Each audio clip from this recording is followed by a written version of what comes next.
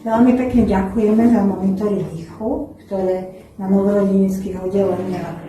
všetci veľmi vítame, pretože keď sa bábätko narodí, tak samozrejme, keď zapláče a začne dýchať, sú to úžasné okamihy pre všetkých, ktorí sú tam zúčastnení, nielen rodičia, ale aj pre zdravotníkov. A vzhľadom k tomu, že tie prvé dni a týždne môžu byť spojené s rôznymi komplikáciami, kde aj poruchy dýchu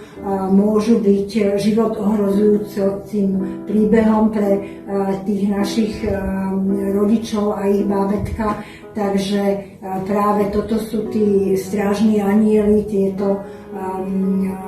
technické možnosti, ktoré nám pomáhajú monitorovať, či bábätko dýcha alebo nie, pretože pokiaľ prestane dýchať, tak prístroj signalizuje túto situáciu a hneď sa dá bábätkám pomôcť, aby neboli ohrozené nedostatkom kyslíka, ktorý je samozrejme pre mozog veľmi dôležitý.